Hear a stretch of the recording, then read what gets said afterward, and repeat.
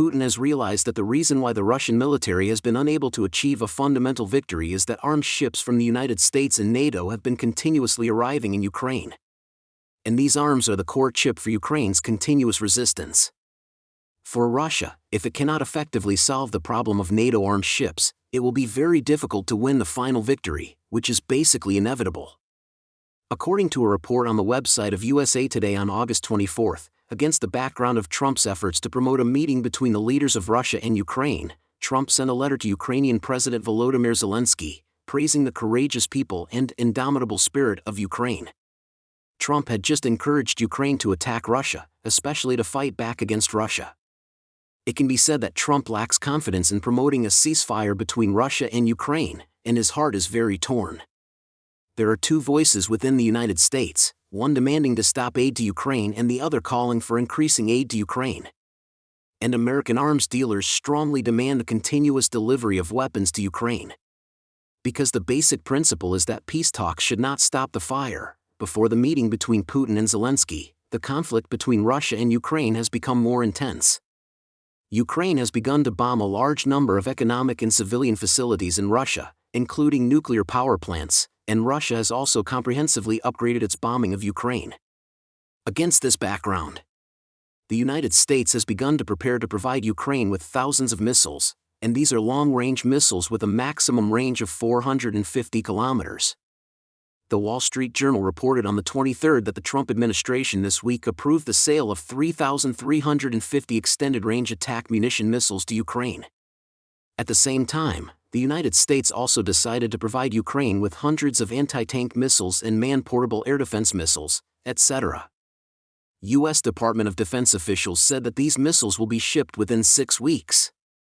The Ukrainian Iskander-M is a low-cost long-range air-launched missile tailor-made for Ukraine by Western countries such as the United States and Europe. It can be mounted on F-16 fighter jets, and its range just reaches the dangerous edge of the Russian air defense system. This is a very suitable missile for Ukraine and also a missile that Ukraine has been longing for. Previously, in order to mediate the Russia-Ukraine conflict, Trump announced the suspension of the original supply work of this missile. This time, the United States has decided to launch the plan to supply thousands of missiles to Ukraine, and the approximately $850 million in funding will be fully borne by Europe. For the U.S., the current Russia-Ukraine conflict has evolved into a war where the U.S. provides weapons, Ukraine contributes manpower, and Europe foots the bill. No matter how long the conflict lasts, the U.S. will no longer provide gratuitous aid to Ukraine. Most of the war costs will be shouldered by Europe.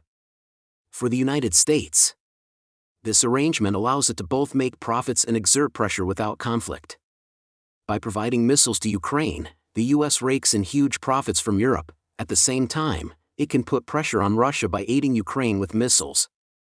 NATO is transporting military supplies to Ukraine through two main channels. First, direct delivery to the port of Odessa. Second, transportation to NATO countries such as Romania first, then transshipment to Ukraine by land.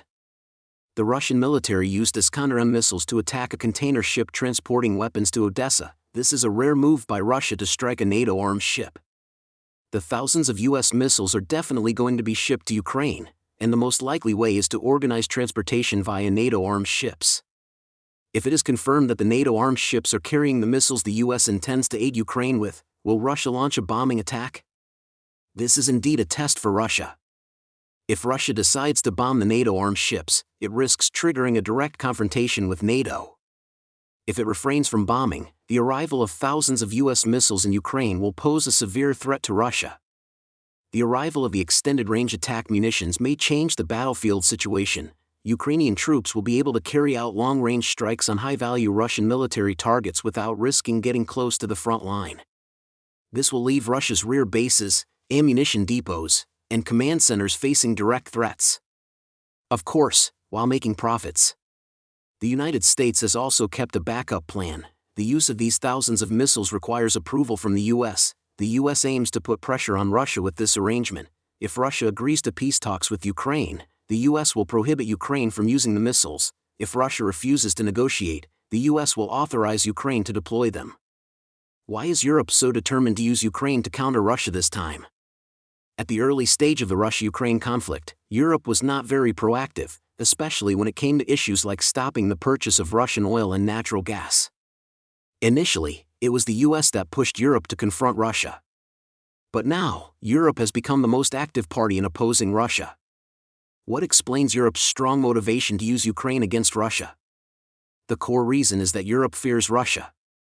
Currently, Europe simply lacks the military capability to confront Russia head-on.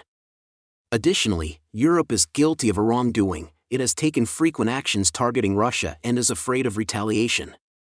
Moreover, Europe wants to use Ukraine to weaken Russia, in order to enhance its own international status, especially its influence in regional affairs, and avoid over-reliance on the United States.